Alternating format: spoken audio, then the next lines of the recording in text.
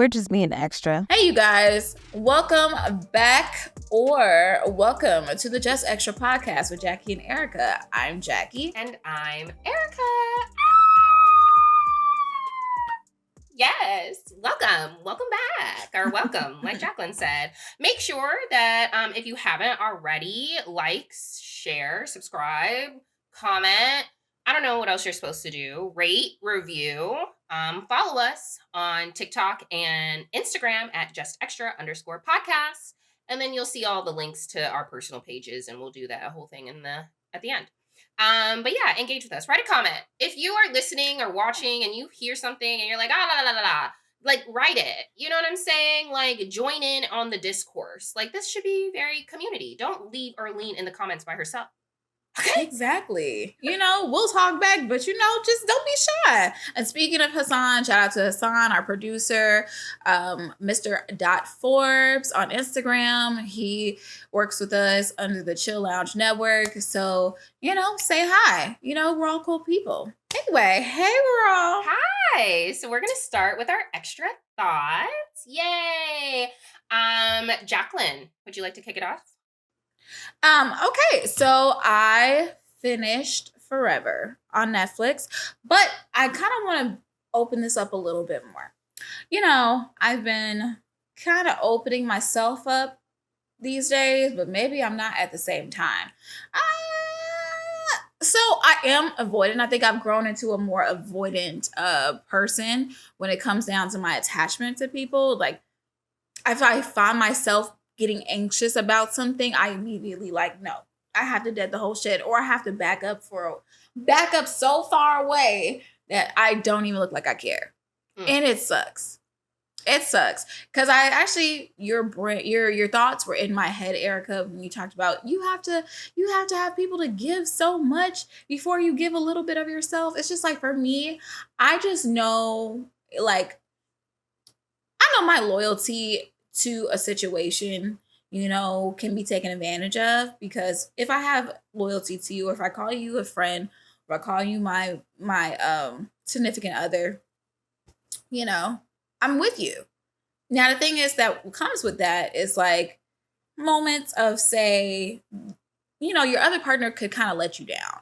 And I don't want to be let down, because I really desire some safety within myself, because I've had situations where I stood by this person and they are just so embarrassing, child. But I think that just comes with the fact that maybe I'm choosing people that seem fun and interesting in the moment, but on a long term, they're just not very sustainable. So in order to control, this is me trying to create this control.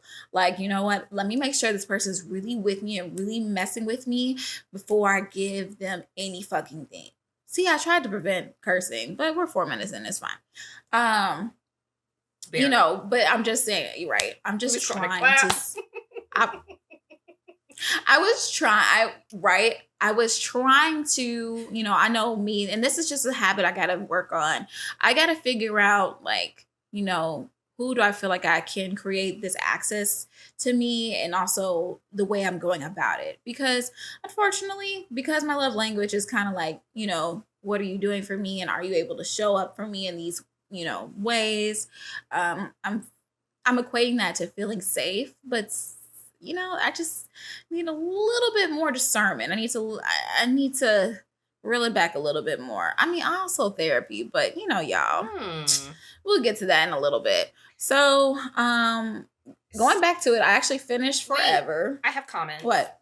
Yes, go ahead. Okay, I wrote down loyalty with criteria.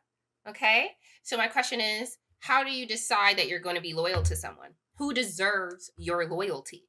What is the criteria? Because to me, I'm oh, I'll be loyal to you, but as soon as, not as soon, everybody makes mistakes. But if I'm seeing patterns of behavior that don't make me feel good, that to have you around, it's called, I get rid of them. You know what I'm saying?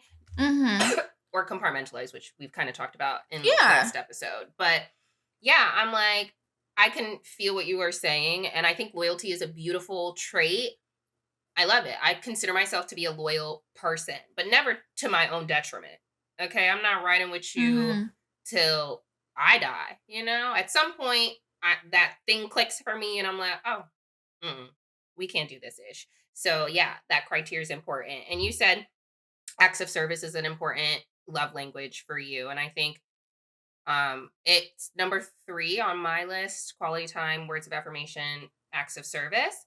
And I just sometimes, however, I feel like acts of service can be easy to do. Now, sometimes definitely not. These hoes don't ever want to Mhm. lighten the load sometimes. But other times Yeah. I feel like it is easier to, like, I don't know, especially if you have the funds and the finances to make things possible. It's very easy to Mhm. just like do something, or it becomes very like, oh, I'm doing it because it's out of obligation and not real like love and care, you know? Um, Something just flew into my eye, but thoughts, comments. I think I know that about you. I know that you have the ability to compartmentalize and also like have those conditions. Because we talked about, is love unconditional, and then you're like, with limits. Are you disrespecting me? Do I feel like you're doing things that don't align with my life's path? Then I feel like I could just cut you there, and I feel like, you have a good day, goodbye. So I never had the opportunity to fully do that. And I didn't feel that backlash immediately in my life. Growing up, I only honestly had like one best friend. And so when I would cut that person off, I had no friends. So I had nobody to hang out with and, things to do. When I felt like, say, me and my grandma got into it, and I was just like, I ain't talking to you no more. The whole family is like literally against me and like literally guilting me into like making amends like it's my responsibility, and I'm just like, okay, but she's the one that did me wrong, but okay, sorry. I will talk more about, I've been talking about my relationship with her on and off, and she just kind of came up into my brain recently just because of some recent like family drama.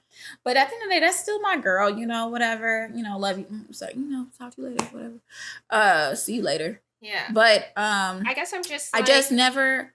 Oh, I'm sorry. I just wanted to finish this point. mhm, In my life, like being seen as that person that was like, I mean, and we could consider this growing up with a certain mentality, that ride or die mentality. You've heard of the term, she a ride or die. She is like a loyal person. And those people, unfortunately, where I come from, get rewarded for that type of behavior, but also abused by it as well. And I've gotten both sides. Like, wow, I could tell you're really a loyal person. I'm gonna stick by you. But then also I've come across people who said, dang, she really ain't gonna leave. Let me just do what I want to her. correct. And that's the patriot. We're gonna get into it. Okay. But to me, I'm like, yeah, of course people want you to co-sign their BS. Be loyal to Of me, course. co-sign my BS, We because love that. that We love. supports me. Okay. But I'm Mhm. like, how does it make you feel? You can literally have control over how people are making you feel, and you don't have to tolerate it. If your whole family is toxic, I'm so sorry. I know people love it, and I know that this is probably unpopular opinion. Cut all of them off. You could create your own family. You can find people who are more aligned to you, right? Like, you don't have to Mhm. keep people around simply just to keep them around, and you suffer the consequences of having people around. You don't have to do that. So Mhm. I'm just like, is your temper, because the loneliness will be temporary, right? Like, you are a sociable person, you like to be out and about, you can find other people. So I'm just like, is that moment of loneliness worth the forever feeling of whatever they make you feel by keeping them around? Well, contributing to our previous conversations, because I'm sociable, but I'm not that vulnerable. That's why the loneliness is not always is not considered temporary as far as a time frame. Mm, It does take me a while to find people I actually feel very safe with. mhm, So the loneliness will be stretched out mm. longer than maybe, say how you are more open and transparent with more people and can connect faster. For me, it's just like, again, back to my avoidance, like because I take it so seriously, or if I feel like I'm feeling things too fast, I'm like, oop, I gotta back the fuck up because this is too intense, too much, let me Sis, reel it back. I was like, interesting. My initial reaction is that self-sabotage? Like, if it's It too can be seen like much. that. Yeah. Yeah, it can't be seen like that, and I wish it wasn't. But also, I gotta stop putting myself in situations where I have to run away. Mm, Like, you know. mm. Anywho, speaking of Running away. running away. Oh. So yeah, I finished Netflix Forever. And honestly, I think a lot of the same things that I thought about before. Hold on, let me give this to you. Because I wrote some motherfucking. Oh, sorry, I cursed again. Okay. I don't think Keisha's mom was wrong for wanting to press charges. I think her feelings were put in the situation as well. Because she just like, my baby, I've done so much in this world to protect her from getting pregnant. But, you can't get pregnant with your mouth. And so that's what happened. And so people make mistakes. And, with that, I'm just like, I'm happy she came around. It's just like, baby, we all make mistakes. We all have to live life. Let's move away from that. Her ex-boyfriend was not a part of the storyline in the later 2 episodes than I thought he would be. So that was interesting. It was an interesting conversation that she had with her mother, the two mothers having a conversation together. I thought that was cool. But I really love the fact that Justin's mom was like, hold on, let me stop. Because, everyone loves to throw out the word therapy. Maybe you need therapy. But also, like, you got to realize you can't just say that. I love how she said, like, therapy works wonders, can do wonders. But she said, for me. Mm-hmm. Instead of saying therapy can do wonders. Like, because when you say it like that, it's just like, this person has a problem and I can't fix it by talking to you. So you need professional help. Versus That's stating unfortunate like, that hey, people it's not a take it great. like that. Yeah. I mean, but they do. And I sometimes mean, I can feel we like all that need too. help. We I all think need so. help. You are not a special I case. think so too. You know what I'm saying? Like, and Mhm. I think that goes with like the stigma of therapy, right? That we can't just almost just like, you should go to the dentist, like you should go to the doctor, like Mhm. those things are very like, yeah, I should. I wish that therapy could get there, and people don't necessarily look at it like, why are you trying to disrespect me or call me crazy? You know? Yeah. Mm. Yeah. And to finish it up, like, the dad, Justin's dad, like I said, my favorite dad, because Keisha's dad was doing too much. You just projecting so much onto this young man. It was just too much for me. That one scene where she had that party celebrating her, and the dad was pressing up on Justin, like, you can't, you got to be a Kanye West, you got to do this, that. I'm like, okay, chill out. And I know a couple of guys who do that. I've had uncles who've done that to my significant others. Okay, it's a lot. I personally think there's just a time and place. That is the I ish think that's so too. important to me, though. Like, I do want you to ask him about what he's about to be doing with his life, because I mean, I get 18 is young, I understand, but like his parents aren't. I feel like just Justin's parents are the type of parents. I don't know. Sometimes you have money and they just coddle you, and sometimes I don't know. Sometimes they really are Mm-hmm. more rigid with you. I don't necessarily think that Mm-hmm. Keisha's dad had an inappropriate conversation. I think it was inappropriate for the setting because one, it's her celebration, right? We are celebrating her, Mm-hmm. and this is not necessarily the time to have that kind of conversation. But otherwise, if y'all would have just been at dinner and it would have been just like the parents or whatever, then absolutely press his A, because what are you offering to my Oh, daughter? For sure. Not rude, but definitely I ask felt the like questions. yeah, Like, okay. Yeah, ask the I felt like questions. I felt like it kept elevating. Like he just like, oh, you're a DJ, right? Let's hear your music. Oh, where's the words? Oh, what else you do? It's like A you just producer, continuously not a have a DJ. And the father was very much so yeah, because he was like asking, are you internalized a DJ? because Yeah. of his own lack of success, right? He That's why I was felt a like it was baseball mostly player. projection. Yeah. I think it's projection, but also a lesson learned. Like, hey, I learned that like I needed to really be on my ish to be successful in a specific area. So like, if this is something that you're passionate about and you think you're going to be with my daughter forever, I'm going to need you to get it together. Like 1,000%, 1,000%. I think again, wrong place, a lot of energy, but otherwise I think he's cool. Mhm. I actually don't like Justin's dad because I we talked about it last episode where I felt like he was way too the Lexi? relationship no, the relationship with his with the mom made always put him in like the good cop position. And I'm like, y'all are not aligned. Y'all are not communicating behind doors and approaching as a united front. You keep undermining what your wife is saying. And I don't like that. I think y'all need to go to the back, have your conversation, and come out as a united front. I do think that she has a lot of, I can see she has a lot of control issues about herself, the mom. I do think that having a united front is important, but also, like, this is her home. She actually is the main provider of the family, you know?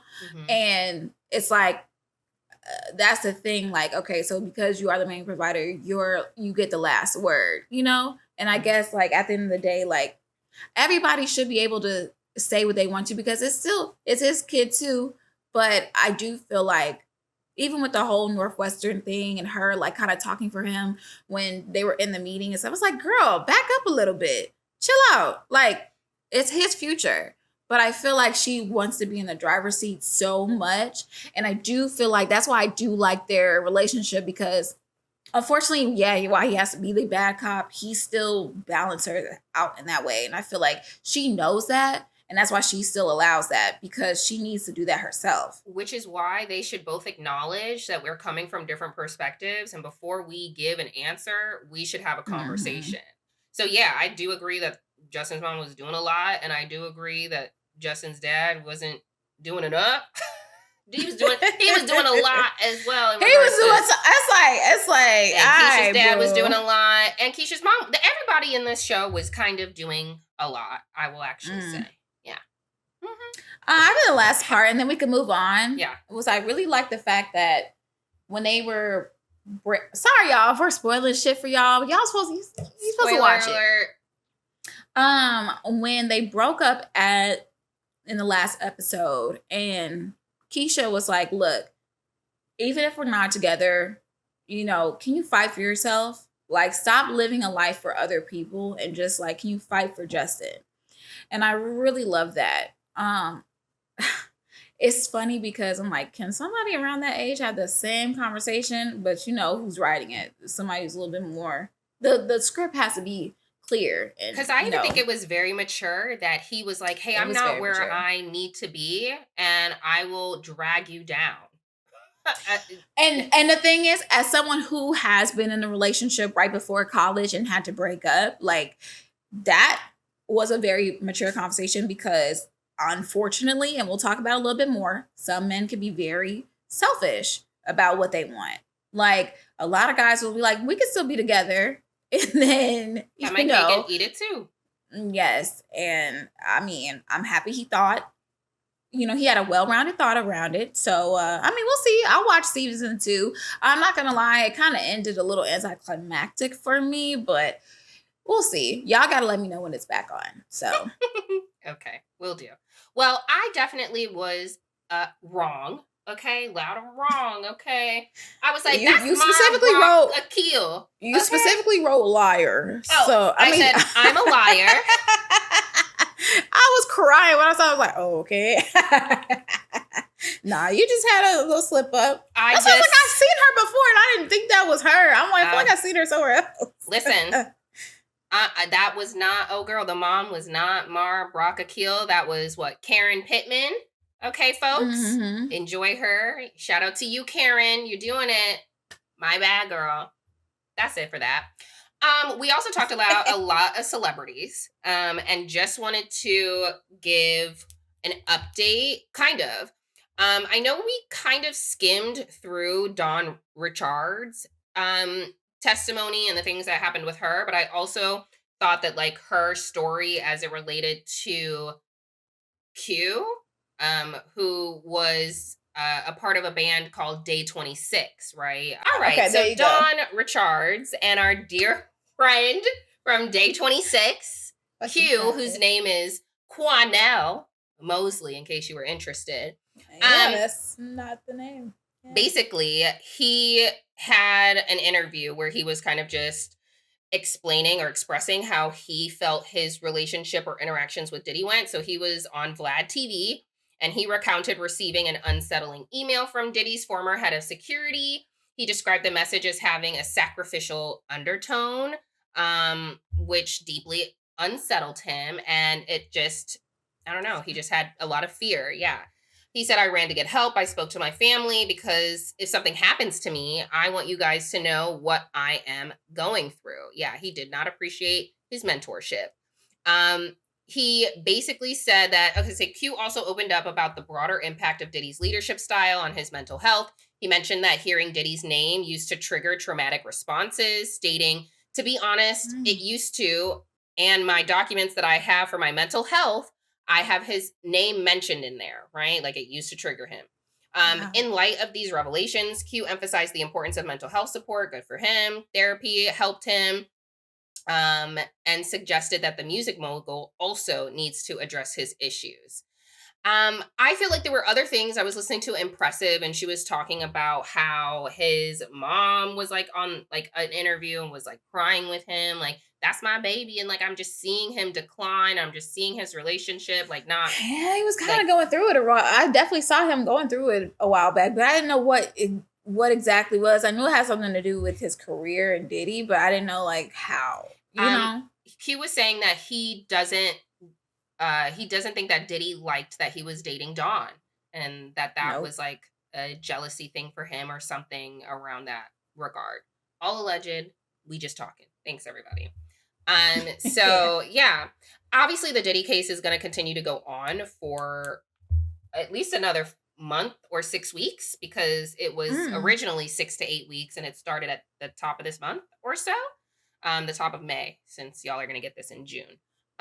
So we got more to come, so we'll continue to do those updates. Nothing this week, but wanted to keep that in the extra thoughts. And then we also talked about the Biebers.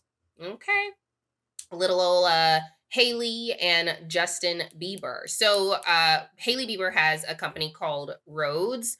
It is a beauty care line, and it launched I think in 2022.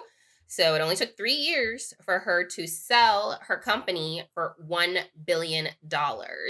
And so good for her. Kudos to her. That's great To amount of Elf money. Cosmetics, Yeah, like Elf, to all them those dollar brushes. That's, I mean, hey, congratulations. Look, the reason I want to bring this up is just a touch because I was listening to Morgan DeBaum, is that how you say her name? Over Blavity and Afrotech and all the stuff that, she does over there. Was talking about just like good for her, but also like this is so unfair in regards to like the lack of equity in like marginalized communities and when they go for venture capital and funding, right? We as marginalized communities or black women founders specifically make up less than 1% of all of the venture capital funding, right? Which is crazy. And basically because marginalized communities often lack generational wealth or like super elite networks. Like Haley Bieber has a bunch of celebrity friends. She's a she super does. influencer. Yeah. And access to capital. Like she's from a wealthy family.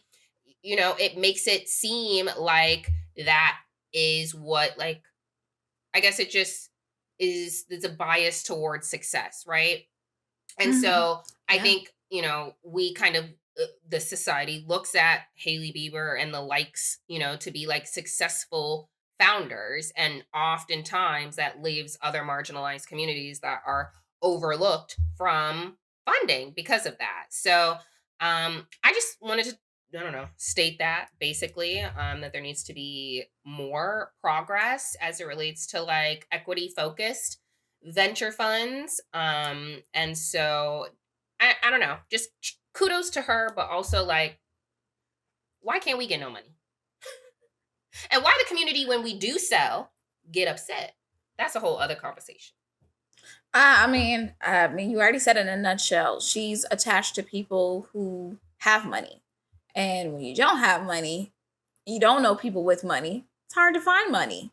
And then obviously the black community, we keep our dollars for a couple of minutes, seconds before we have to give it out to someone else because we don't create an infrastructure for ourselves to, pretty much like keep it going. So, gosh, and the funny thing is, and not to like comment on the girl stuff, but I haven't heard of anybody. There's not a product that's coming from Rhodes. And I'm in like the makeup space, I still dibble. I keep my ears out or whatever to the street to see what's good and what's not good. I don't know what Rhode product other than like maybe a lip product that was actually like worth $1 billion. Just my opinion. But yeah, interesting. Can we speak on her partner who apparently hates her but doesn't hate her? Yeah, that guy, Justin Bieber, he is going through some things. I hope whatever he's going through, hopefully it's just a really bad mood swing for a while, But, they compared it to the fact that Justin Bieber sold his catalog back in like 2022, December 2022 for only 200 million. And then Haley, they said at the very minimum, she'll make like $400 million from this deal, for herself. So it's going to be interesting to see, how that dynamic works. I wish I knew more about their relationship, but that's not for me to know. But Bieber's going to get a payday because he has a 51% stake in Rhodes. So he's gonna get that. I love that. Too. So he pretty much owns it, but he's like, well, I'm the owner. Right. And that's interesting. I think we talked last week about the clips of Justin Bieber and him performing with SZA. Did we talk about that last week? If we did, somebody made this clip and SZA liked it about he needs to be with a black woman. And my thing is, does he? Someone made a clip about how Justin looks at everybody but his wife. Oh, that's not cute. It's I don't not like funny. That. But he looked messed up on that stage. Like his eyes were closed. I think SZA did it to like get him to open his eyes and like wake up and like pay attention. Like, yeah, I think he was out of his mind at that moment in time. Honestly, but all right. More to come from them, I guess. Allegedly. Okay. Look, it's gonna be more. I do not. It's like I care, but then it's just like it's in my face. It's like I don't care, but it's in my face, and I have to speak on it. Yeah. So I guess we're gonna do a catch-up, huh? Mm-hmm. Do you want to do? What time was it? 29 minutes. Okay. How fast can we do this? Fine. I'll talk. You want me to start? Yeah. Ugh. Oh God. Go ahead. I'm ready. I'm very interested. Why I'm gonna spin this? Because how I wrote this is not how I'm gonna say it. But maybe it is. So I've been opening myself up more. I opened up with the episode today, just talking about me being avoidant and all that stuff, and just being scared and wanting some security in my life, especially when it comes down to dating. Will it happen soon? Will it happen later? Will it happen after therapy? Will it happen with therapy at the same time? Who knows?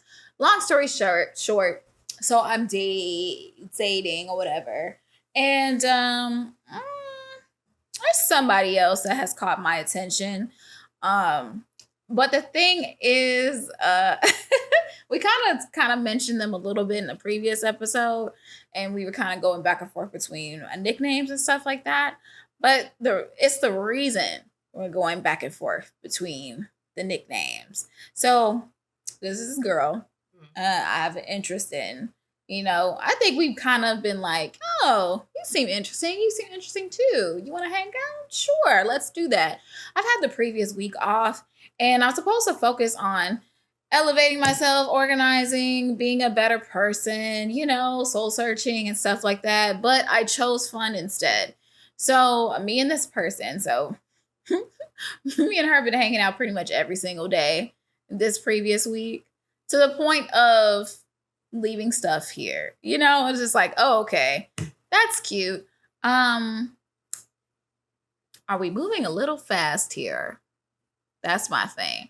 And, they talk about like, girl and girl relationships, lesbians move fast. They move faster than the speed of light.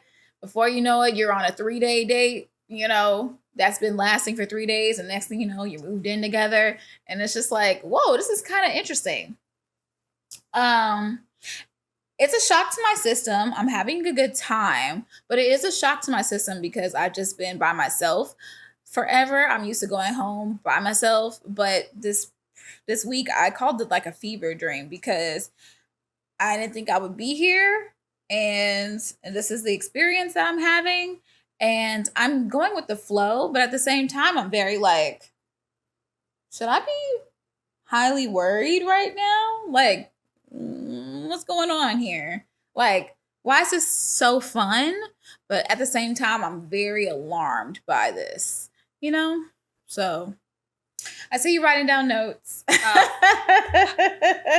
Yeah. I hear you talking about how much fun you're having, and I'm so happy that you're having a really great time.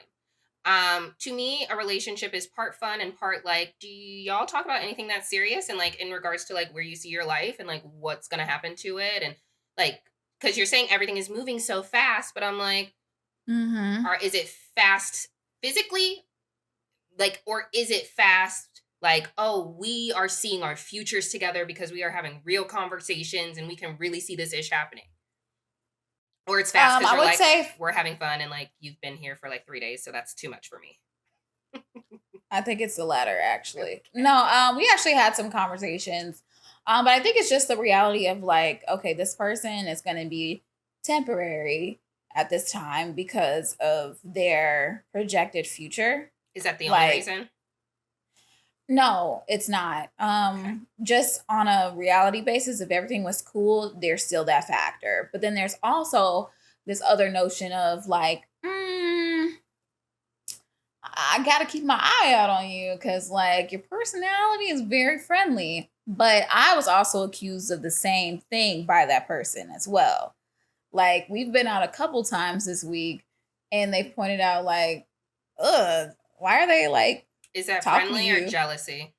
It's jealousy. Okay. I So, asked them, I was just like, so are you the jealous type? And she was like, I don't know how to answer that question. But I kind of was just like, yeah, it's a little jealousy. It's cute, but but it's you also definitely like, like it. Yeah, we know. yeah, it's cute, but it's just like also y'all know me. I will really get with Hmm. somebody who kind of takes it a little too far. Yeah. So, With none so of the there's that. other real, like, that's why I'm like, okay, so someone is really jealous. Y'all aren't having serious conversations and they are leaving. So I'm just like, I just am like, have a good time. You know what I'm It saying? Enjoy has to be yourself. like that. But Live I your think the life. other part that makes it scary is like when you have, because we actually do have some deep conversations, like just actually like, oh, so how do you feel about that? How do you feel about this? And it's like the answers are, I like the responses, but at the same time, it's just like, okay, we have to still manage our expectations and feelings, Jackie. Like, I like you, but at the same time, it's like, let's be real here, you Yeah. know? For me, in order for you to make this evaluation, you have to be very, I feel like we keep saying criteria and strategy and all these things. Those are the buzzwords the last like 5 episodes. But like, you have to be Bingo very card. clear Mm-hmm. as to what is the criteria for partnership for Jackie. And are those things being presented? And if they are not, then yes, we can go the compartmentalization way and just keep them in this little space and engage with them in that regard. Or if they are Mm-hmm. genuinely meeting your criteria, that's why I really want you to be in therapy so that like you know how to like accept that, receive that, make sure that you are Mm-hmm. also like giving back, loosening up the Mm-hmm. vulnerability, all the things, right? So I Yeah. I yeah, so that's all my thing is are they meeting your criteria? If they're not, they're just a good time. Don't romanticize it. Keep it as it is. We just doing this and that's how I actually communicate with you. I'm actually telling you this is how I feel about you. This is what it is. We can hang out, we can have sex, we can kiss, we can make out, you can stay, we can do whatever it is that we are doing. I don't see you as the one. We're not going to be that way. Like that has to be communicated. It has to be very clear. It has to be in the forefront of your mind. One, for you as well as for the other person. Mm-hmm. Otherwise, if they were meeting your criteria, I'd be like, That's phenomenal. I'm glad that you're seeing that. So, y'all told me to sit back and write a quick list or something like that. No, it's not something like that. It is what you guys told me to do. That was my assignment. So I think at the end of the day, what I'm looking for now, whether this partner is a male or a female, at the end of the day, I do want someone that is loving. I want someone who is my biggest supporter. Loyalty is really important to me. Trustworthiness is important to me. Mutual attraction, because I gotta like the way you look. If I don't like you, it's not really gonna work out for me. And I had to learn that a couple of times. Someone that's on a path to their own success, like you're on your path to greatness, and allows me my own autonomy. I think I think my personal freedoms are important to me, and I have come into situations where I feel like, okay, do I have to? You do have to be considerate of the other person if you're in a relationship, but you can't be with somebody that you met and they have to stop everything they're doing because it's making you uncomfortable. Like you gotta figure out, like, do you like this person? Or do you want to covet this person? So, I mean, we're learning. We have our answers. I'll say that. We have our answer. I heard your list and I heard these two themes. I need to feel safe and I need you to let me live. If I was to boil it down, but there's so many other things that are important to you as well. Obviously mutual attraction, but like duh. That's what I would say is like obviously, like I don't know, but maybe it's not obvious. Yeah, but like, no, I sometimes look. Half your list was on like all the things that are around safety. So I would just that's one item is like someone I feel safe around, which comes with trust. It comes with whatever the other things that you mentioned on that side. Cause I'm like, it also still feels very broad. Like I don't think your list is in my opinion, like, I think we need to be more intentional. Like what the criteria is very open. You're very like, I'm here for anybody as long as I feel safe with you and you let me do me. And I'm like, there's so many nuances into what makes a person the right person for you. And I don't think that those are yet understood. Well, it's a running list. So I actually have a empty space here that I was like, I'll come back to it. Okay. I'm still writing it. So, yeah, at this point in my life, that's where I'm at. And I'm getting these questions answered with each interaction between different people and this particular person. And so, yeah, I mean, I really do like having somebody around to like do random stuff with. That's really fun.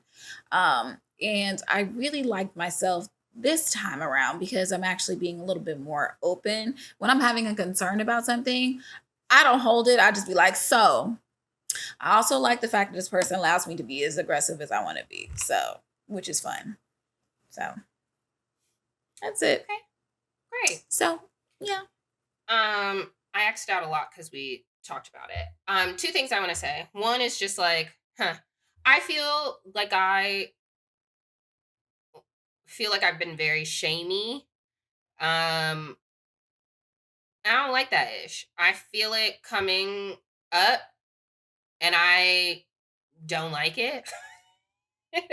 And part of me is just like, well, I feel like, I'm trying to give advice and guidance. And then a part of it is just like, okay, it's the way you're trying to give advice and guidance.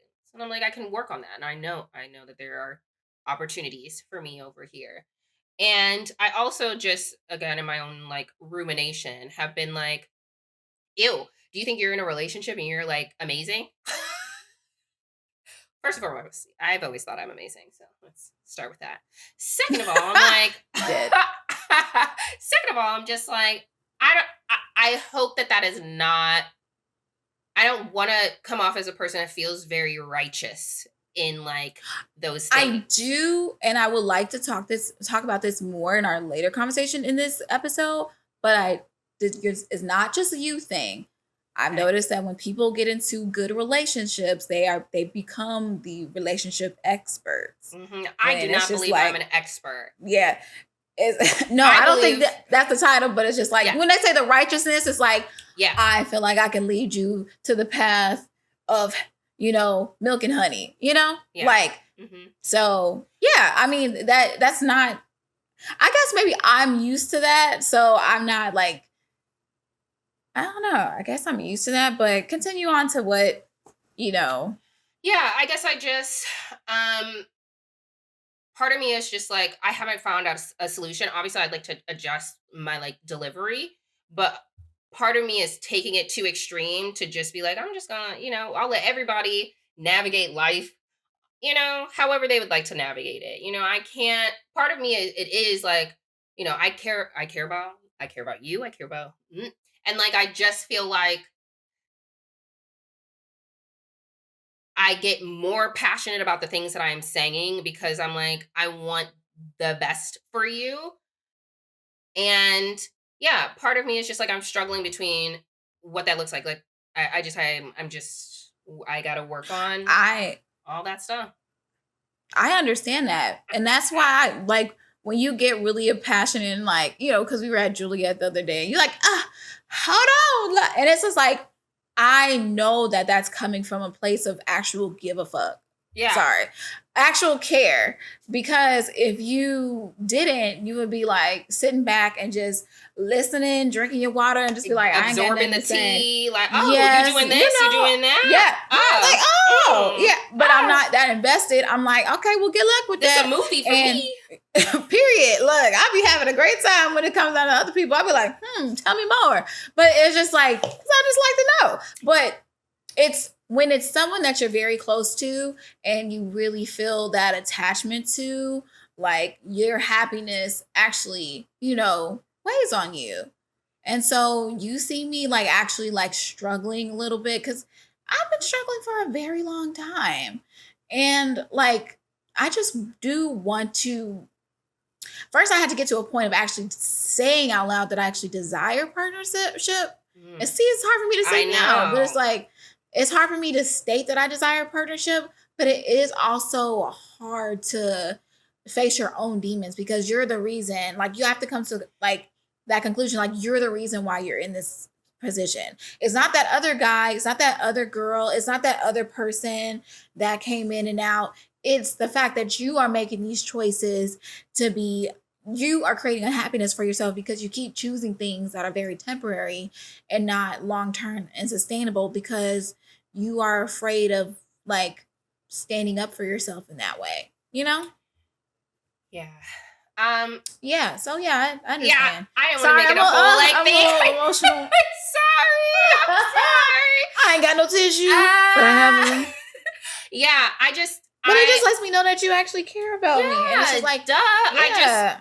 I want good things for you, which is why I'm just like, don't you see it? Like, don't you see it? And I just am like, okay, well. Sometimes I really be wanting y'all to like jump in and be like, no, we're going to do this, do that. No, you're going to come with me. We're going to set you up. And I know you can't. And this is like, there's times I do want that because I'm like, oh, take the hard work away from me. But it's a work I have to do, you know? Yeah. As long as you're like open to doing that work, like, great. That's amazing. I support that ish, So, all right, that was it.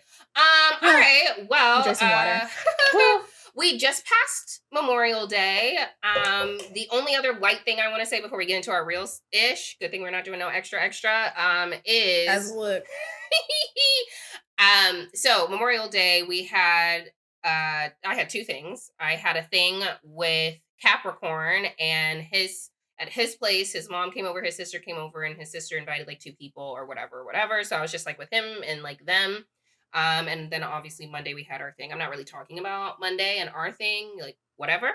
But one, I just am like, even when we were arriving, and I know we're not talking about the girls' trip, but even when we came back from the girls' trip, I just appreciate how much of like a good host he is. I appreciated him opening his home. I appreciated him getting stuff and supply, like just didn't leave. That was really nice. Out in nothing, he's very considerate. When we went to, was it the Fortune or whatever? And I was texting him back and forth because he was like, I'm gonna buy a thing or whatever. Like I'm gonna get us a bottle or I'm gonna buy the first round or I'm gonna la la la. And I was like, you don't have to do all of that. That's very extra of you. Like you don't have to do all that. I appreciate it. I'm sure everybody would appreciate it, but you ain't got, I don't know, whatever. Anyway, and he paid the entire bit.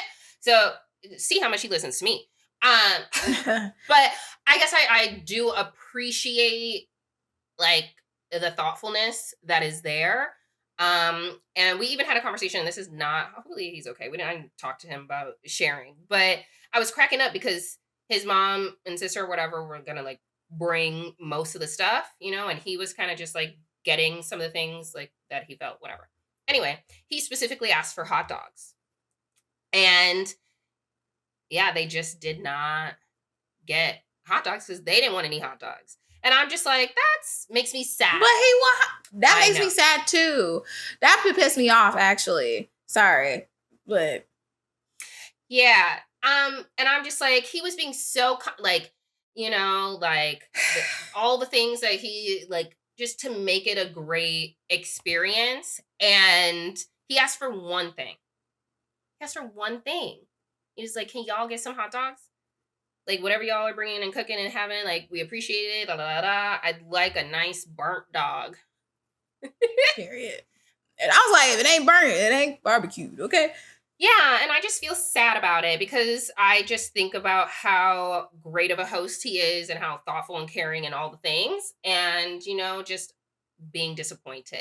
And not to put too much of his stuff out there, but I just feel sad about it. So it's too much. We're already way too deep into the episode for me to ask like random questions. But I was like, what are some good etiquette for being a host, and what does that look like to you, and yada yada yada. Look, we can knock this off real fast. Or guest etiquette. Yes, I would love to. Yes, this is what I would actually love. Like, we can have a whole episode on this, party planning and stuff like that. But long story short, make sure if someone has a dietary restriction, make sure you at least have something for them. And that's on the higher level. But at the very basis, if somebody is contributing to the party, can you at least give them something that they can eat? Because that was rude as hell for me. Say for you, if I'm buying a whole bunch of alcohol and I'm not buying gin because I don't like gin. That's like crazy.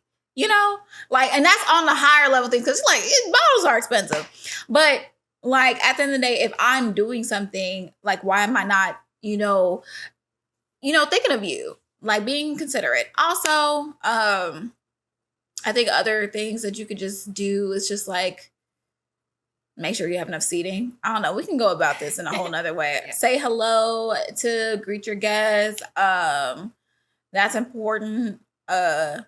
Guest etiquette for you when you walk into someone's home. I always do this no matter what home I go into, even if I'm like damn near passed out drunk and somebody carried me to some crazy basement party back in the day. Whose house is this? Thank you for letting me come to your house. All crazy. I know that's like crazy, but at the very least, say thank you for allowing me into your home. It was funny because we hosted like something the other day and people didn't realize that was me and Dolphin's. This is me and Dolphin's apartment. Yeah. That was crazy.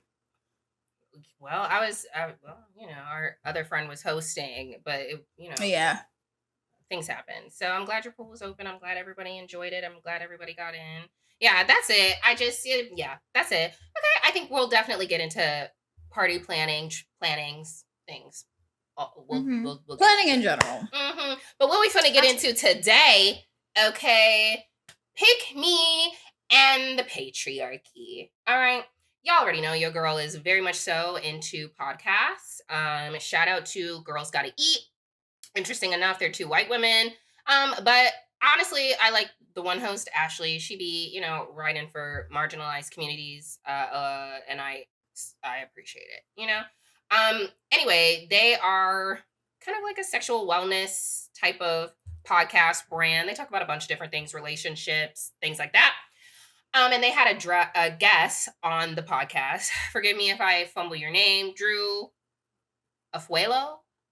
That's what I'm going to go with. So, Drew is like a feminist, like women's advocate type of person who got her start of like everybody else on TikTok in 2020.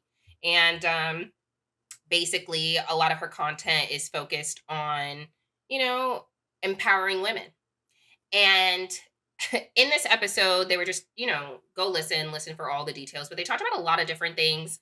Um, one thing that I really appreciated was her, talking about like how she uses her platform. And she basically uses her platform to, again, empower women, but like other incels get onto her platform and leave her incredibly rude, disgusting, horrible, hateful comments. And she basically uses that as additional content to just like clap back at the haters. And, Hmm. you know, uh, in her interview and the commentary, people were asking her like, well, don't you feel bad? Like, shouldn't you feel bad about the way that you're talking to people and and la la la la? And she's like, absolutely not. These hoes are coming up into my comments when I'm doing literally nothing wrong, and talking to me like I'm crazy. I will 1,000% talk to these hoes like they are crazy because they are. No sympathy, no empathy. But I'm expected to be empathetic to people who aren't empathetic to me. Anyway, Hmm. she was having this whole conversation, and one of the things that she brought up was about leftover women. Apparently there's some name for it in like China. It's like a proverb or whatever. And in English it like translates to like leftover women, and that is defined as women over 30. And that's great. That's crazy. And yeah, I feel like oftentimes we are talking about the patriarchy and like aligning to the patriarchy, but honestly, like the patriarchy is bad for everybody, right? Like we do it, just it hurts us, if we are supporting the patriarchy and protecting the patriarchy. It is not good for us because one, it has us feeling like there are limited resources and we're competing and all this issues happening and going on. And it has us, yeah, competing for male attention and all the things and not supporting each other, and we should definitely be doing that ish. I don't know, should I pause there or should I continue to talk more? Because she also talked about the male loneliness epidemic. And I know we'll get into it a Well, little bit too. So, yeah, I want to start off let's with our see. first question if you're interested. How would you define the terminology pick me? Like, what behaviors does that kind of look like? And how does it serve the patriarchy? So my definition changed throughout the years, but I think the overall definition for me is like um, doing something for male validation or being on the male side, like always advocating for the boy. Like always, like it's always the boy, it's always the man. Like you're a woman, you're not right. And whatever I do, I want to make sure the male who's in the room or the males that are in my life, like validate me and protect me versus the opposite, the latter, you know? And it does kind of interfere. Well, you know what? That goes with question number two. The behavior serves the patriarchy because at the end of the day, like I'm holding the male, that I'm holding the opinion and the validation of the male over any other woman around me versus my sister and all that other stuff. Sister, friend, mother, all of that. Like it's more important to me than anything. And I feel like it was a marker of low self-esteem for me. So, yeah. Yeah. I think we have all been, socialized to believe that our worth is through our closeness of a man or a man approving of us in whatever way that that looks like. And I think that as we're thinking about like, does that protect women? Inherently, no. Like you're doing things for the support, the whatever of a man, right? Like you aren't necessarily doing it for women, for yourself. Like, well, you are doing it for yourself selfishly, but like you're not really doing it to protect other women. Like it is very self-serving in regards to your, whatever potential perceived benefits you get from being with a man. And I definitely think that it is a betrayal of sisterhood. The word always and never kind of get me sometimes, but Because it's um not always like that. yeah, I So mean, what's the man saying? I ain't got no issue sticking up for a guy if they say the right things. What's he saying? I have no issues. What are you saying? I might ride for you. If you are wrong, you are wrong, and I'm not gonna be on the wrong side. But I'm not just gonna lie to myself, lie to others to get that validation from men. Like, no, and I think that some women yeah. definitely are doing that, even if it's unknowing. Like they don't even know that it's Yeah, it's actually like a lie. sometimes it's not even like I'm doing it on purpose. It's like I just literally have this affinity for males and like I need to make sure that they're okay over say a female. Cuz you know how they say about like when women raise their sons, they kind of create this atmosphere like if they say if women run households or a lot of times they like love on their sons and they just, okay, the daughters, whatever, I'm gonna push you to the side. And then the women grow up, those women grow up kind of like, okay, I have to do the same too. Like, I would like some male validation and love. Let me go ahead and continue with that. And it's funny because it's vice versa. I've had more males in my life than women. And they taught me, like, hey, you need to hold yourself together right here because they will take anything they can from you. And it's just like, I mean, unfortunately, I've kind of gone a little overboard. Okay.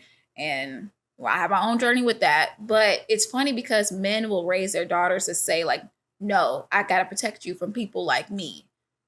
And then, Well, I that's don't the know. I whole just thought it was thing. interesting. Like, why? That's why it's hurtful. I don't know. Um, I gotta protect you from people like me or men that whatever. I'm just like, it's perpetuated, right? And Mm-hmm. like, as a woman who, not me specific, but I'm just saying there are women out here who think of their sons as like the man of their life because men aren't raised to think of women as like that important, and that's why you alone Mm-hmm. with your baby. um Yeah. Yeah. I mean, so unfortunately, we are unfortunately raised to be tools, like in a way, And it's just not all of us, not all the time, but a lot of people are raised to view women as a means to an end of getting their basic needs met, you know? yeah, and I think that that's to our next question of like why women feel compelled to compete for male validation versus actually challenging the system is because it's very hard. It's very hard to risk a certain lifestyle, right? Like there are benefits because of the way that we are set up to aligning with the patriarchy. And you have to be real honest with yourself of like, am I okay with losing a little bit of comfort in order to make a change for the masses? Or is it more important for me to be comfortable as an individual than it is for me to support the masses, right? And yeah, I think a lot of people, depending on what it is, myself included, like can very much so be like, oh no, I gotta save me. Who are we talking about? Mm-hmm. Like I can understand that it seems like it's this big machine and like you also can't do anything about it individually. Like, you know, I can understand that. And that's why we need more people of different diverse backgrounds in positions of power to really make changes as long as they again aren't aligned to these systems that ultimately oppress us. But yeah, I just think that like it's you got to look out for yourself, right? Like what do you have? Yeah. What can you do? How can you protect yourself if you step outside of this thing um that you feel is going to protect you, but sometimes it's actually hurting you, right? Like Yeah, it's no, it stifling you. can. I think, I mean, we go back to that abundant versus scarcity mindset. We think about like the males rule the world, they're the bosses, they are the ones in charge of the things. So, that's why women compete because they feel like they're competing for resources. Also, they state like, oh, especially like in the Black community, there's not a lot of like eligible male bachelors versus like eligible women that could be paired off. So you got that. And then also when you do that, you know, people also create this hierarchy of people. Like people feel like partners are more important than single people. And I mean, our country is, you know, it provides benefit for that. There is reward to being partnered. And then people feel like because I have this, I am above you in this way. Mhm. And it's just like, you still bleed the same as me, you know?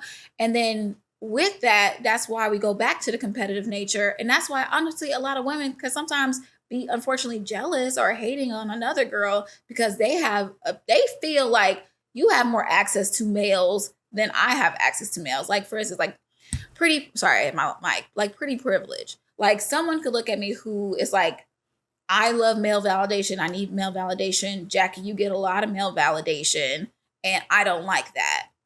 You think Mhm. you're better than me? And I'm like, no, I'm actually having a hard time. Like, but you don't want to sit and see that. And it's like hard to like really talk about it because somebody's like, well, I'd rather be here than the opposite. But it's like everybody has their own struggles. But unfortunately, that's where that competitive nature comes in because of that scarcity mindset. Period. Period. No, that's that. That's a finished my statement. Not period, but like period. I liked it. I liked it. Yeah, I guess, we already did a whole episode back in the day about like jealousy and envy and like the difference between the two. And yeah, I think I mean I co-sign what you're saying. What does it look like in like everyday? I mean, I feel like we kind of talked about it, but like I feel like as it relates to like everyday behaviors, like how are you aligning with the man? What does that look like? I mean, even Hmm. simply enough was just like, oh, you're going to co-sign what this man says simply because he's a man, He's a man. right? Nah, I don't do that. Look, that's just because you have a penis, honey, doesn't make you right. That's the Mm, part that I need. I need yeah, to get yeah. drilled in. I've already had it drilled in my head, but it's just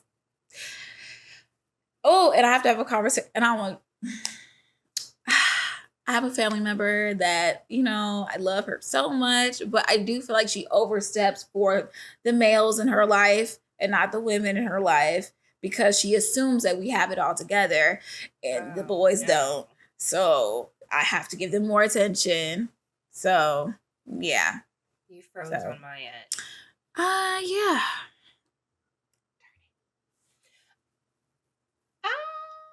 Okay, well, you froze on my end, but I think I knew where you were You going. froze, you froze, you froze on my end too. That's why I was like, I'm gonna stop Which right one here. is gonna be picked up? Okay. All I right, feel we'll like I see. knew where you were going, and I feel like I knew what was being talked about. But same with a similar individual in my life that be doing way too much for some hoes that ain't doing nothing for you. And I'd be like, what benefit are you getting out of this? Is the dick nice? Because otherwise, I'm very confused, and even still confused. Um, Mm. but yeah, I mean, as it relates to like how it shows up, I feel like, you were talking about like deprioritizing yourself and others and women, and like you will vote the literal wrong way. Against your Okay. best interest. Against your best interest.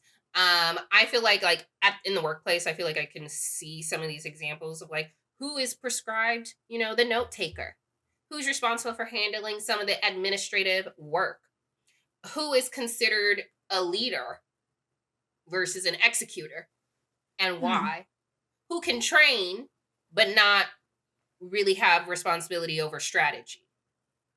So I'm just wondering, like, so to me, like, obviously the workplace is like for sure where I see this ish all the time. Getting cut off, not being able to speak, like other people taking your ideas as theirs. I see all those things, as ways in which like you just kind of, and you don't say anything. You don't speak up for yourself, and you don't advocate for yourself. That's literally like to your detriment. That is you aligning to the patriarchy and not like calling some of those things out.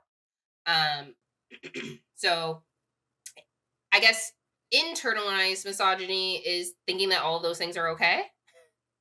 Being like, I should take Yes. notes. I'm a better note taker. It's just inherent to who I am as a Mm-hmm. person. And it's like, no, Yes, ma'am. you're not actually. You're not better at making the doctor appointment and the dentist appointment for yourself, your man, and your children.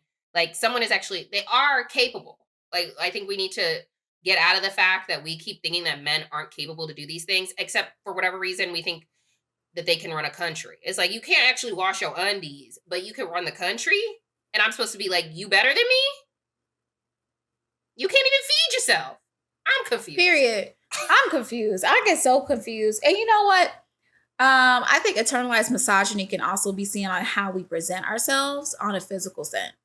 You ever saw like you are attractive for males, you're attractive for females, and they talk about how the way you dress is the way you're going to be interpreted. Mhm. So, I talked about a girl like when she does the girly stuff, she looks like a girl, and when she does the dude stuff, she looks like a dude sometimes, and it's just like you do it very well. But I think also when we think about internalized misogyny, how we think about like, how am I going to wear my hair? How am I going to dress? When I go out and I go to these outdoor places like bars, clubs, or whatever, like if I go to work, am I doing too much? Like, for instance, I talked about me. Y'all know I got some titties, but I sometimes put them away because I don't want to make the other women in my, like, not even the dudes, because the dudes are it's titties. I sometimes do that because I try to think about the other women that I'm going to be in contact with, whether it's like an interview or at the workplace. Am I showing off too much, making them think that I want male attention? Hence, I need to, quote unquote, put her in her place because I see her as, quote unquote, competition for this male validation.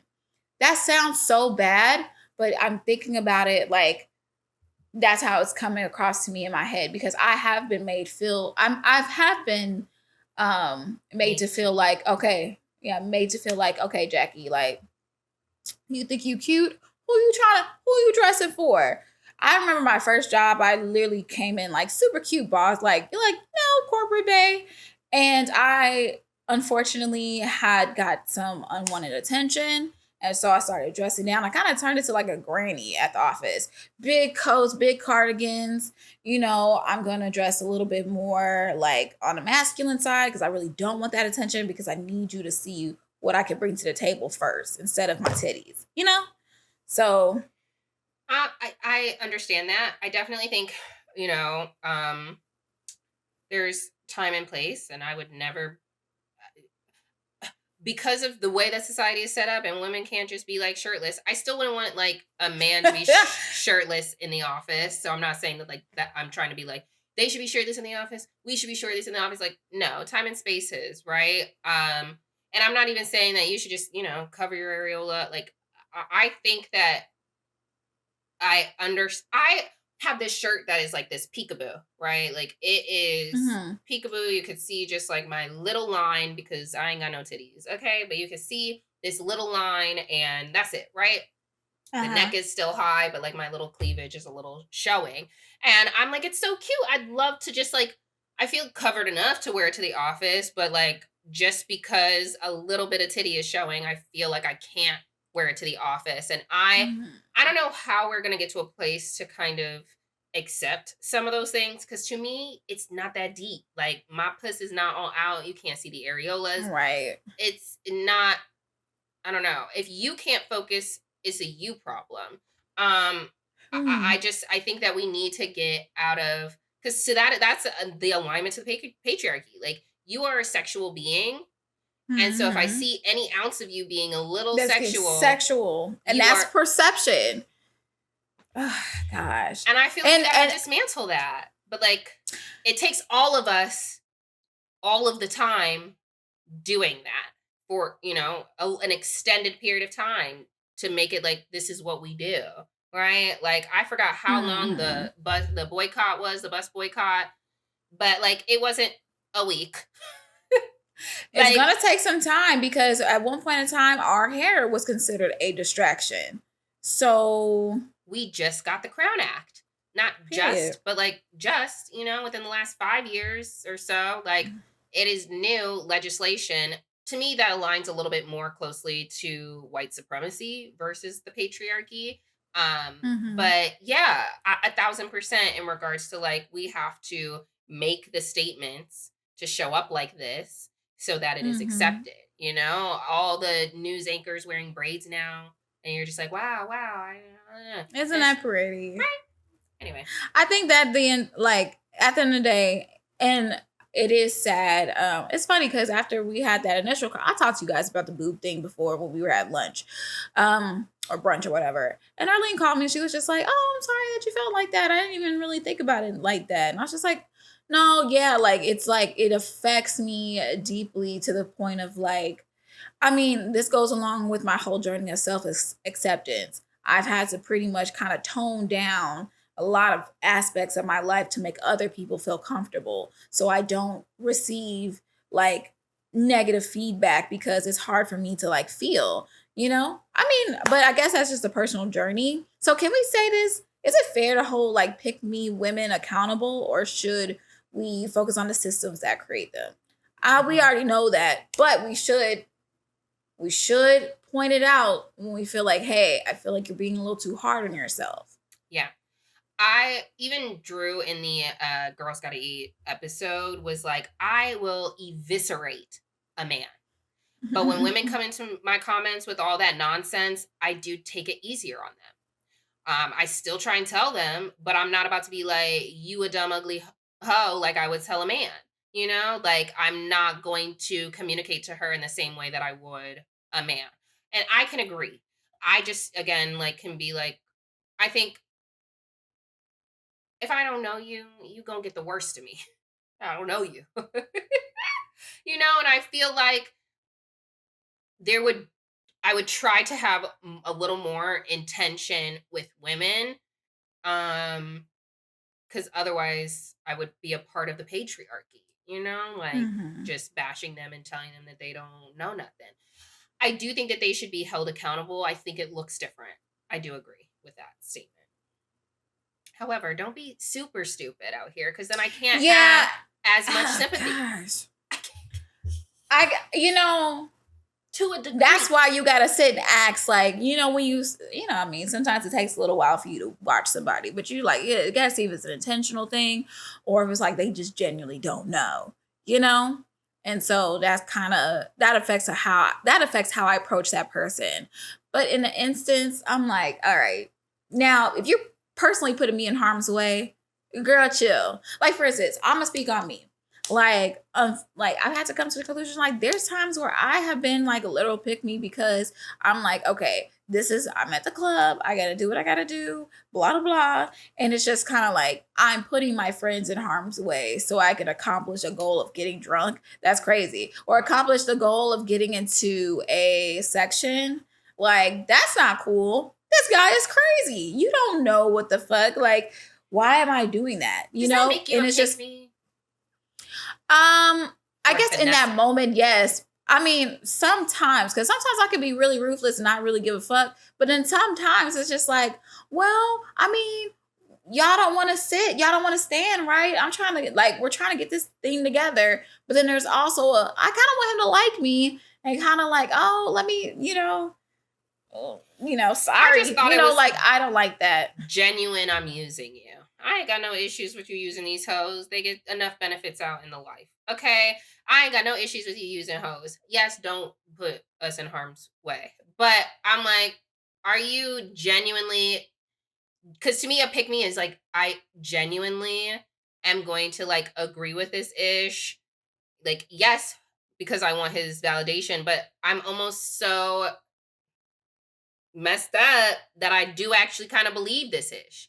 Like, I feel like you can only truly be a pick me if there isn't that dissociation that's happening. Like, you very much so, or maybe I feel what maybe I'm using the word wrong, but like I feel like you have to feel like you agree enough with some of these things, or you have been brainwashed. You really are buying into that ish to be a true, genuine pick me, right? Because a pick me Hmm. will do it to the detriment of like other people and not care, um other women or non-binary and transgender, all the other people, But like, Mm. I feel like trying to get a section, you using them hoes. Okay, I'm gonna be nice. I'm like, ah, ha, ha, ha, ha, ha, but I don't Yeah, I genuinely believe mean, that ish, right? Like, I feel like there's a little difference there. No, I do feel like when you know like what you're doing, I feel like that's the difference between you know what?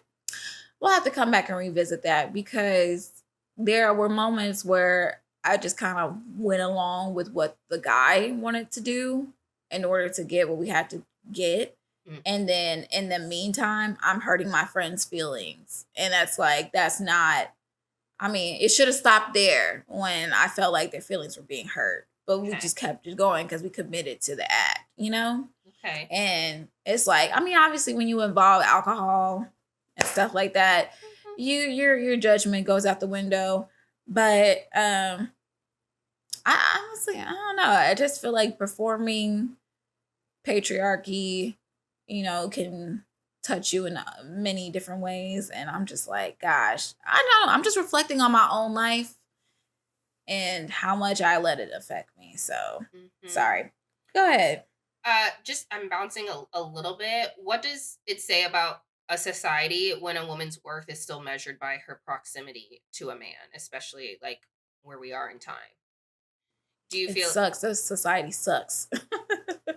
Sorry. It's terrible. But it we are means that still living in it. we don't have we haven't made enough progress. That's what it means to me. We don't have enough representation in positions of power that can change and influence these things. Like I think we are being,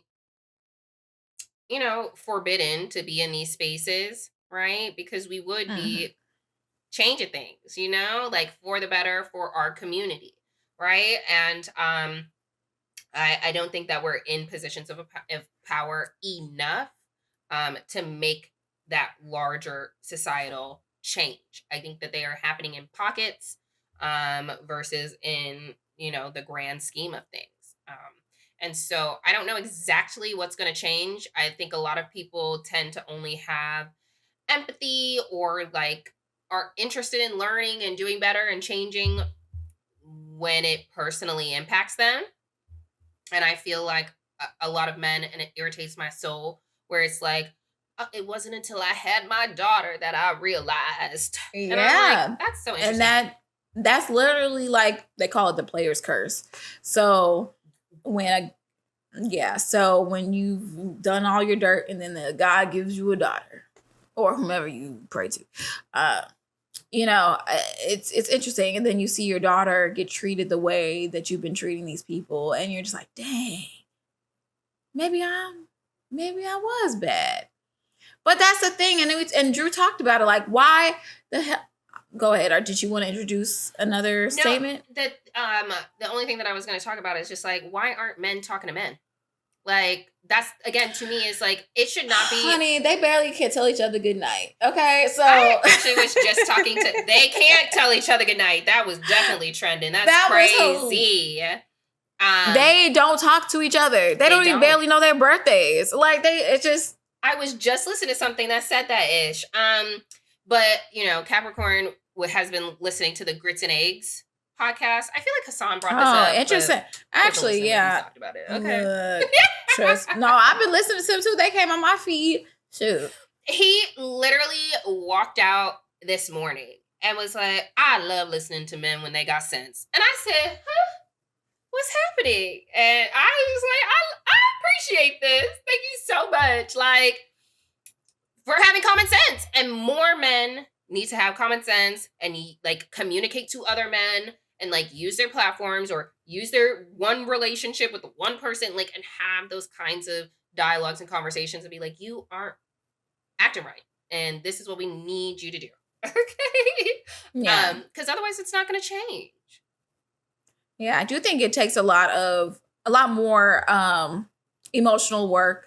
You know, they call it shadow work sometimes, but just more work on your emotional self and your emotional intelligence because, before this time, men did not have to do anything to get women. They just had to stand there and a woman's going to be like, "Get me out of my daddy house." And they're just going to drive the train. They're going to do all the emotional work and you don't have to do anything but work and come home and fart and go to sleep. I don't know. But it's just, now we're at a point where, women don't need you. Mm-hmm. And now is a point where it's like, okay, I got to work on who I am as a person. And that part I actually can empathize with, because, you realize, okay, you can only go so far because now the criterias have changed. So you can't just be that. Sorry. No, it takes me to another question that we have here is, when women reject traditional roles,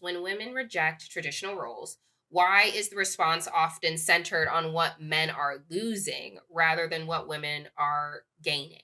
So you were just talking about how, like, men feel like, oh, woe is me. Okay. And I don't like positioning things in, I don't know, in that the way. victim, and you don't want to put them in the victim role. It's just like, I can empathize with the fact that, okay, the criterias have changed. Like, you were raised with, you have these people that raised you to be like a piece of crap, and just your penis rewards you all these things in life, but now you realize that's not enough these days, and you're just like, well, where do I go from here? I'm starting from scratch. That's jarring. It's jarring for a woman to know that, like, at the end of the day, like, okay, damn, I actually have to, I can't just be pretty and just be picked up. You got to do some work. You got to actually show that you care. You actually got to show that you are not using these people for financial gain. Because my thing is, we're all emotional people. It's just that, some of us block it away. And now we're at this point in life where, hey, you can't hide anymore. Okay, the bar has changed. It's okay. Like, the bar changed for women too, because there was a point in time where we had to be everything. Now you can work. Now you got to be a super mom and a super boss lady. You have to do both. And now we're at this point where I can choose either or. I could be both, or I could just be nothing. I could just be to myself and be happy. Okay? And I ain't gonna lie, I love entertaining that aspect more. I do, while I say I do desire partnership, if it's not in the books for me because I just didn't do enough work. And also, let's be honest, like, finding the right partner does take a little bit of luck.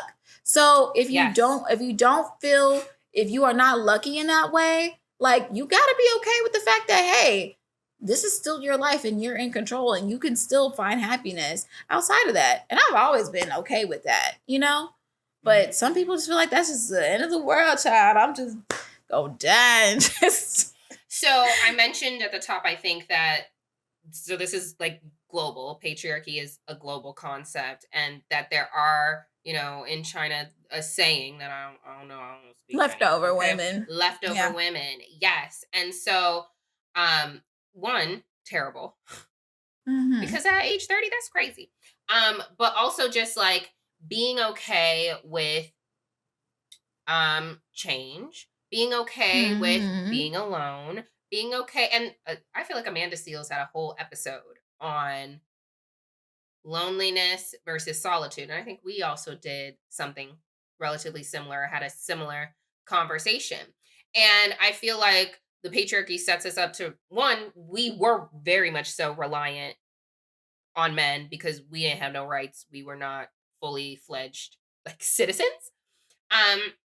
But I think as things are like changing and we are seeing that men aren't really adapting to things changing, that it is now becoming our responsibility to adjust what our view on life and happiness really look like, and really getting to places and spaces where you're really okay with being on your own. I have a fear of death in general. That's coming, baby. I know. Unfortunately. I know. And so I feel like, dying alone is the scariest version. Well, honestly, I think something violent is the scariest version. Yeah.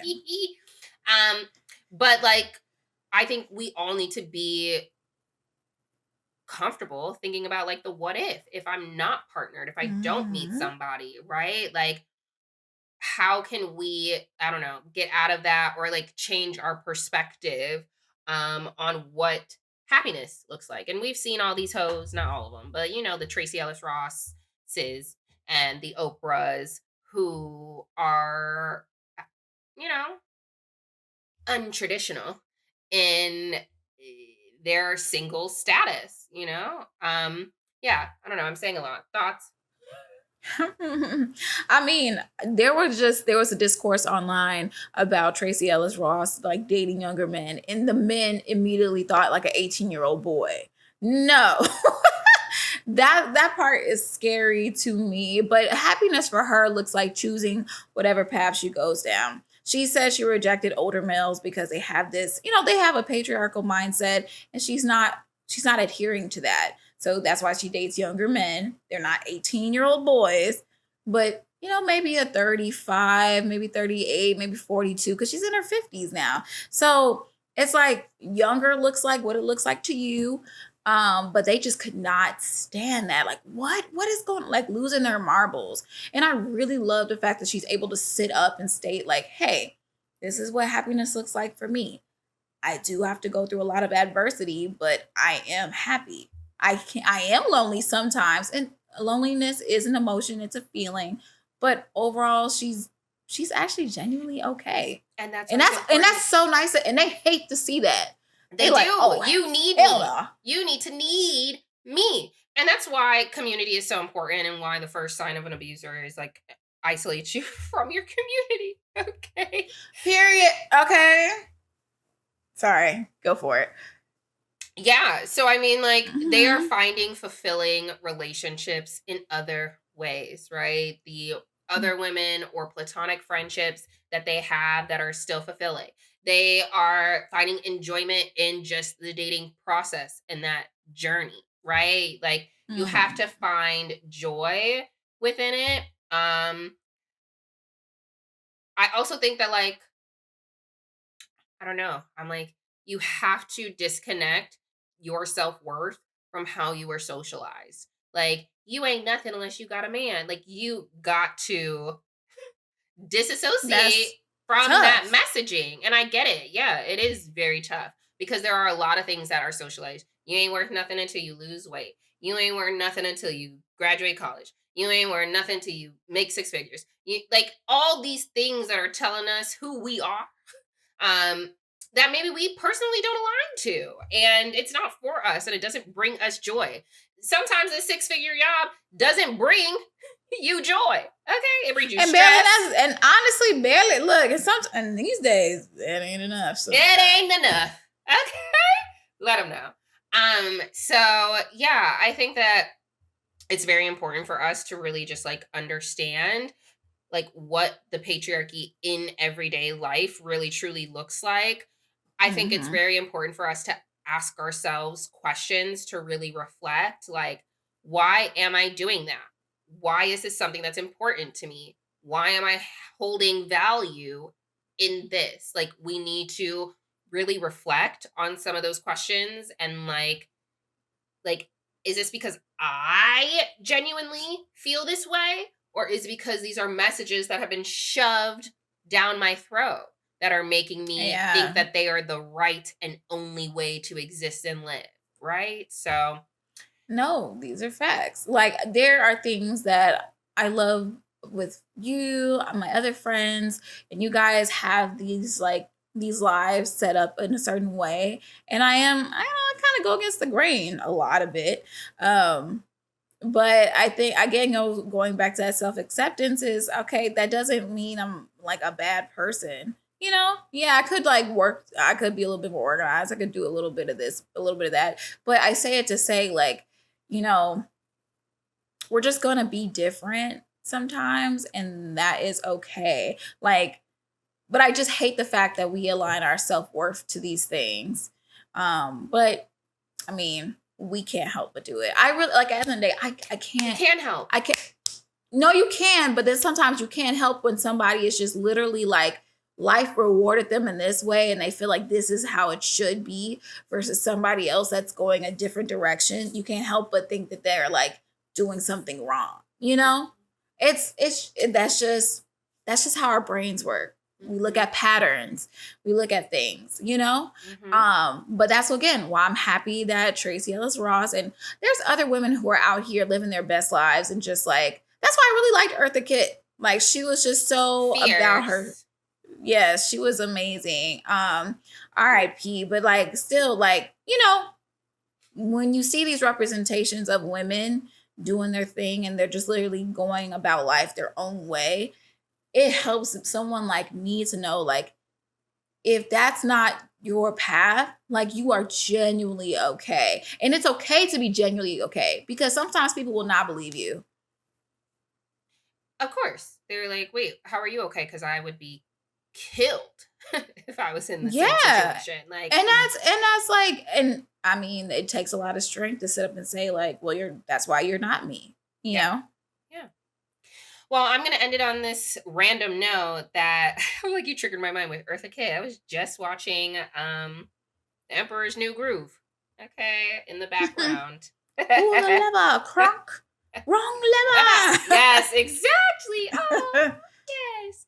Well, y'all, we hope you liked this episode. We hope you learned something or at least are having something to, nibble over. If you liked us, give us a like. Again, comment, share, subscribe, all the things, rate, review. You can follow us. I was like us. Follow us on social media, just extra underscore podcast on TikTok and Instagram. Jackie's on Instagram. She's at all things JAY, all things J. I am at Erica underscore stay ready. Hassan, who's absent, boo, is at Mr. Forbes. DOT is spelled out. And we will catch you on the next episode. Bye. We're just being extra.